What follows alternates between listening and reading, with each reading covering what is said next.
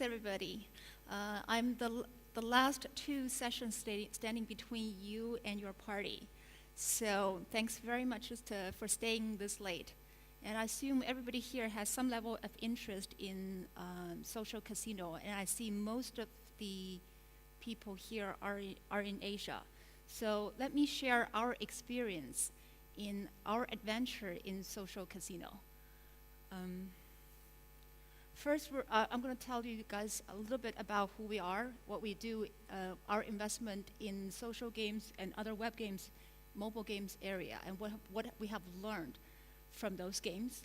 And then our decision to enter social poker area, our innovation in the area because we're late in the market, and the results. Our company, Hoolai Games, is a leading cross-platform online game developer in China.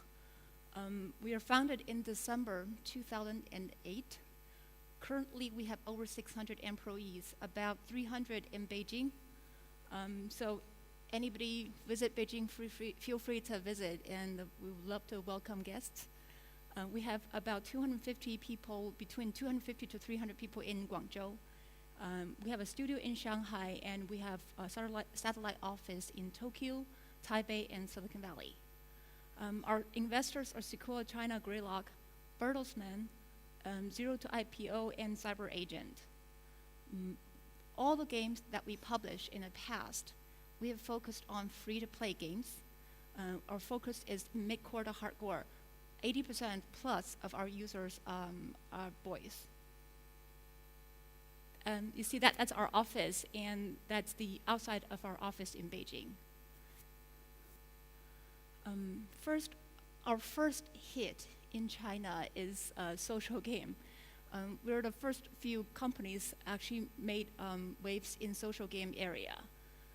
Hoolai Three Kingdom is the most successful social game on Tencent open platform. For those of you who haven't entered China market yet, Facebook is completely blocked, and Tencent open platform is the Facebook equivalent in China. They have, I don't even know what's the latest number now, but most of the Chinese users are on Tencent open platform.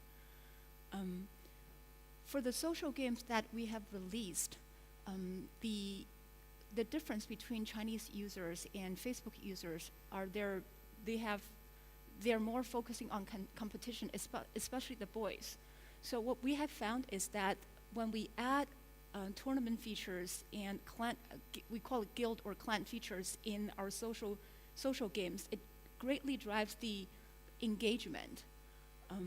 So in one situation, on average, our clan size is about 500 people in this particular game. Because normal clan members, they can have free QQ chat groups. They can set up free QQ chat groups of a certain stage. So we estimated that there's about 10 free QQ chat groups and one YY voice chat groups. For them, they use to coordinate synchronized fights and attacks. We take this Hoolai Three Kingdom games, and we put it on iOS in late 2011. It became #1 game on iOS, and we ported the VIP system and of course the clan and guild systems over to iOS. It remains very helpful in managing user engagement and monetization. Our another hit game on iOS is a Second World War hardcore real-time strategy game based on World War II stories. It reached the top 5 games in Apple's 2012 App Store Rewind. By the way, the previous game was #1 on Apple's App Store Rewind. This particular game, users, it's a web game. The nature of this game is a web game. So the way to operate this game is that you acquire users and put them into one server. When they log into the games, they are mandatory to pick a nation, pick a side, and users start to fight for their nations and their clan in that server. Each server size is varies. By the time we fill this server, would let the players compete in this server, and we set up another server. This is a very typical web game operation. That's why they can be a lot of clans, although each server, there are only certain numbers. Clan leaders that are, we observe that clan leaders are often whale users. They contribute to 10,000 US dollars a month, and we're talking about Chinese user ARPU, which is quite significant. So that, as you can tell, this game is a very high roller driven game. Clan leaders, they always manage clan members' ranking, and they organize attacks in the world map. Our game operators have found that in order to make this game, each server contributed to the right amount of our pool. We have to find the right leader in each group, and that proven to be very, very useful. As some of them, you guys might know, in China, the social game hit a wall faster than U.S. market. Because user acquisition cost is getting higher and higher, and cross-promotion is tightly controlled on the social platform. That's why our company moved towards web game. 展现 War of Immortals right now is the ranked number one on Tencent open platform among all web games. So on Tencent, the whole Tencent system, there are MMORPGs, World of War, League of Legends, Dungeon and Fighter, Crossfire. Those games are on the top category, but they're not web games. They're not on the social network. The second tier is social network games that doesn't require client installation. This game is currently ranked number 2. For this particular game, the clan system. So pretty much every game we have clan system, and for this game, the clan organizers, they organize clan level competitions, and we have added a feature to require senior users to help newbies, and that add up to the experience point. It proved to be very, very helpful. So the conclusion that we have observed based on more hardcore games is that clan creates social competition, and competition always drives monetization. Also, clans increase engagement. We actually had a very tough debate whether or not a company like us should even enter the social casino space. So the question that we ask ourselves, and probably every one of you, when you decided to make games in social casino in Asia, we probably will face the same issue, is that, first of all, is it too late? There are existing players, even in Asia, so is it too late for us to come up with yet another poker game? What are the money-making games in Asia? So in China, it's mahjong, it's beat the landlord, that's working on the web game, social game area. But in real life, Asians, we don't really play slot machine that well. We don't really play bingo, which is proven to be completely working, and there's proven model in U.S. market. Asian users, Asian gamblers, they love baccarat, they love stickball. Those games are not really popular when you put them on iOS or Android or social game, and there's no proven success model for those games. If you take the real money gambling thrill out of it and make it a social game, is it going to work? What about other games like mahjong, beat the landlord, and in Korea it's Go Star. All those, every single company in the social mobile space in Korea have one form of Go Star game or another. So we actually have to ask ourselves, how do we differentiate? So because of social casino sector is so important, and plus that a normal social game had a stop in early 2012. So we had to branch out in different areas. So we decided to have some innovative thoughts and experiment in poker. So this is what we have done. Well, by the way, we have added many new features in poker. We add systems to tag your friends and enemies, not just your friends. We have tournament that not just allow sit and go, but scheduled tournaments that have meaningful prizes to users. All those are useful, but there are companies tried those already. I haven't seen anybody, and correct me if I'm wrong, I haven't seen anybody put the clan feature in poker and have proven to be successful. So this is what our team has done. We included the poker club system that allow club leaders to organize and manage this club. We gave them tools to do that.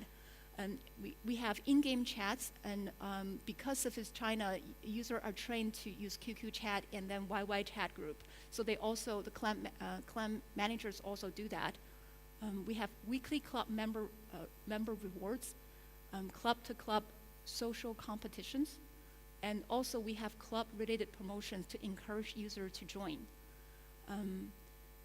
We highly encourage players to found their own club or join a club through and gain virtual good rewards. Club founders, they have responsibilities and they have great ways to leverage in the group. And it's all performance-based. The club founder, the duty includes recruiting and discharging members, helping newbies advance in the game. So they're like the VIP customer support, escorting newbies into the system, teach them how to use, how to be more successful in this game. They operate the chat channels, operating in-game club-related activities. For example, call a club member to join a certain room and have fun while playing pokers together, just like real life. Also, they can distribute weekly club rewards to their deserving members. This gave them a great sense of importance.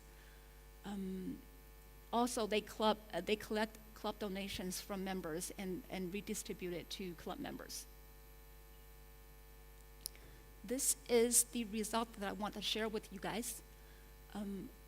You can see that the installation number, by the way, this chart is a certain period of time before and after we introduced the poker club system.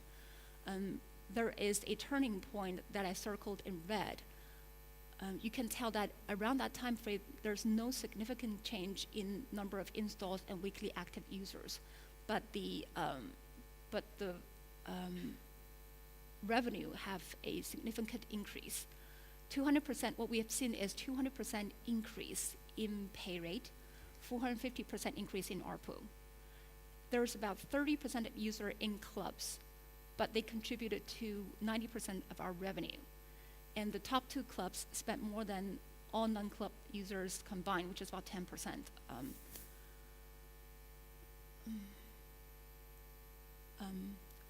Well, our club system helped the club members and club leaders, especially club leaders, to feel important in the game and get the respect they can get in this game. That's why they're highly engaged. I came across an article a couple weeks ago from Gama Sutra, and I recommend that. It's an article talk about the importance of making gamers feel important. And then that's our little experiment that worked on our social poker game. We're very, very new in this space. It's a space that is not our mainstream games that we make, but this is an area that we are continuing investing. Because we're very late in the game, there's no other ways for us to be able to differentiate from others other than innovation. We have tried several other things that proven not working. I'm not going to share them, but this feature, the club features actually works very well. So the good news is that if you do something different and if you keep trying, I think this space is still a great room in this particular area. So I think that's it for now. Anybody have questions? Any questions?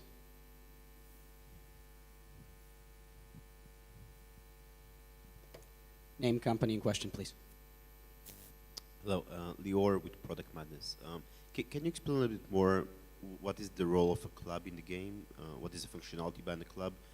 And how big the clubs are typically? Can you please repeat your question? Of course. Again? Thanks. Can you explain what is the functionality of a club in the game? What does it mean having a club?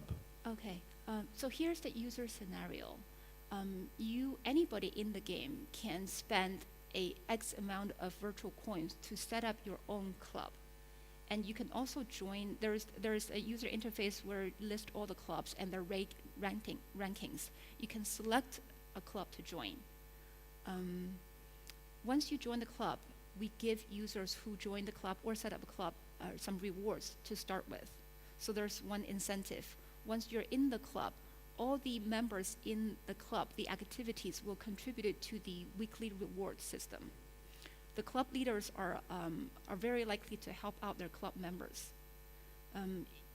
When it gets to new users, getting more familiar with the system, or middle-level users trying to understand how to make more money and how to win more often in this game. This is still a skill-based game. So how to be a better poker player. Some of them, they're knowledge exchange in the clubs. So this is a real social environment once you're in a social club.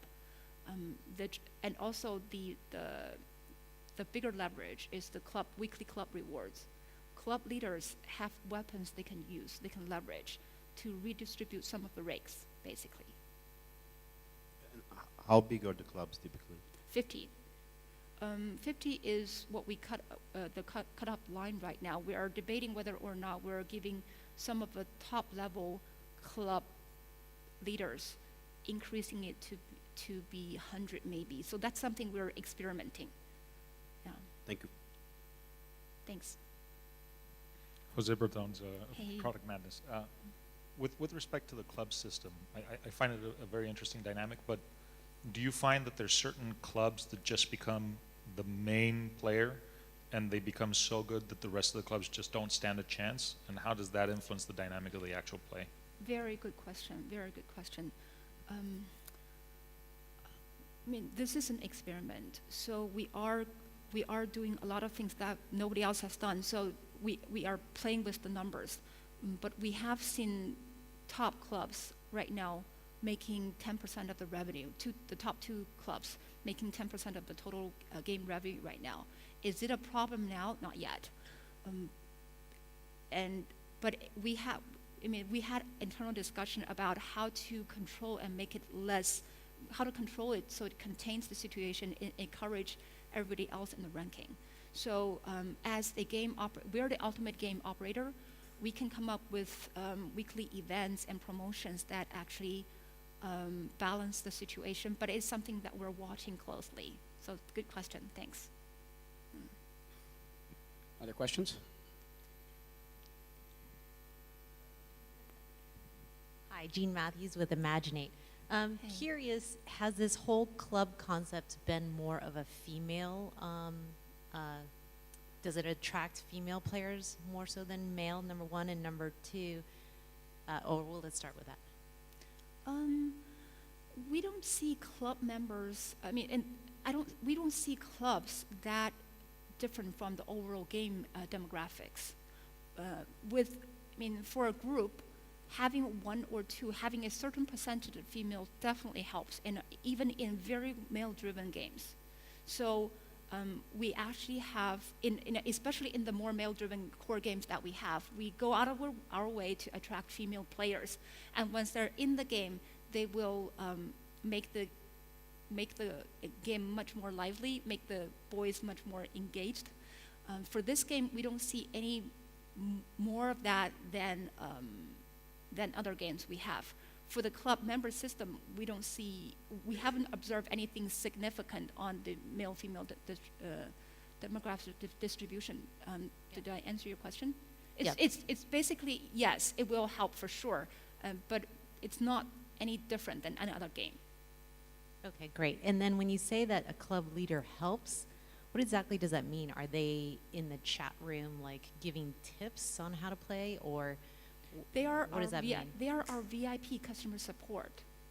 So we don't have a army of we don't have an army of customer support right now. So we have found is that they become our VIP customer support before the player become VIP. They take care of their club members. They help them with improving the game and organizing game activities and new users. So they help them. Sounds like guilds. Yes. Hi, Autumn Radke, First Meta. I'm wondering what types of fraud you experience. Like if there's like fraud, what part of it is, what percentage of your business is fraudulent, and what's the typical types of fraud? For this game, for poker game, we don't see that many fraud other than users register a lot of fake account on Tencent, and it's very common. And again, for our first social game on Tencent, we have seen users using bots and registering new account and get the new user bonus and then share with them. We have seen more of that on the first social game we had than this particular game. The way we control our in-game economics, we're not that loose. So when you see social games on the spectrum of giving out a lot of free coins and let user win a lot, I mean, first of all, poker is not a slot machine. So the nature is you not playing against a house, you're playing against other players. So that the nature of this game is different, that's first. Second is that the way we control in-game economics for this particular game, we are not that loose. So for new users, and also the speed of the game. In order to exchange monies between users and I lose money to you, it takes a lot more time for a poker game, relatively speaking. So we haven't seen it much more than the other games that we're running on Tencent. Thank you. Any other questions?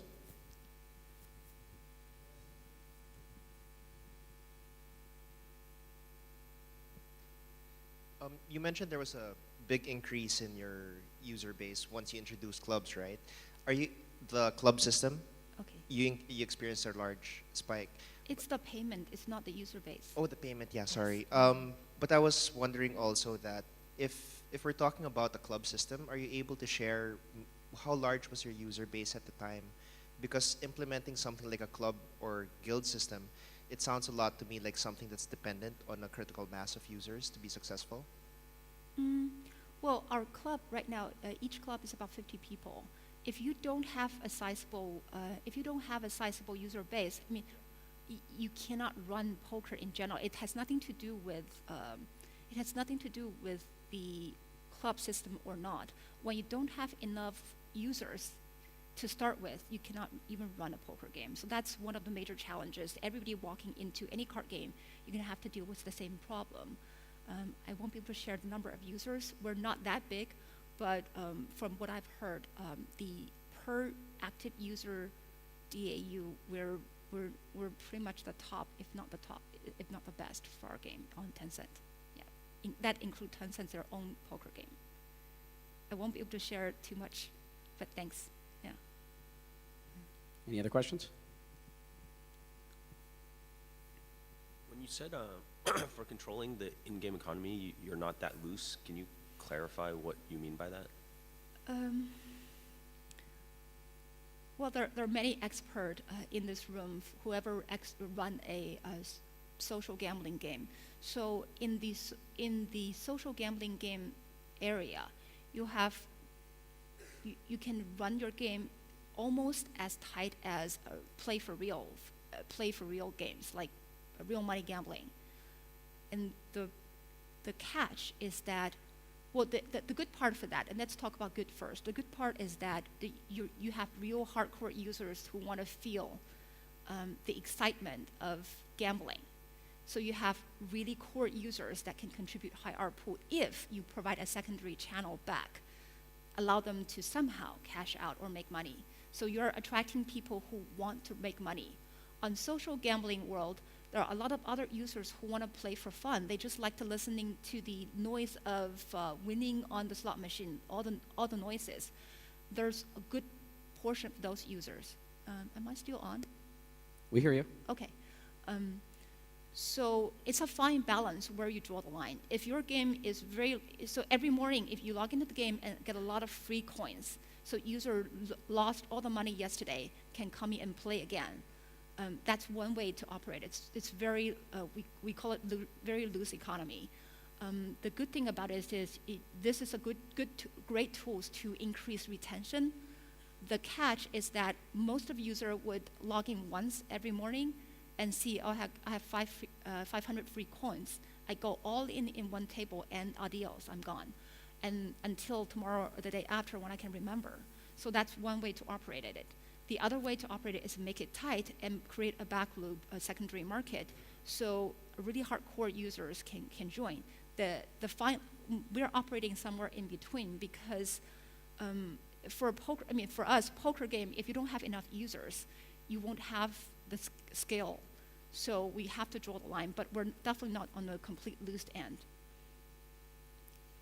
We'll get one last question in.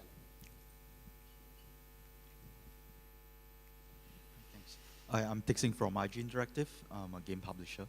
So for this kind of clan system, most of the problem we face is that although it helps, but it can be, let's say, if the clan is too strong, they kind of ask for some unreasonable rewards or demands on the publisher side.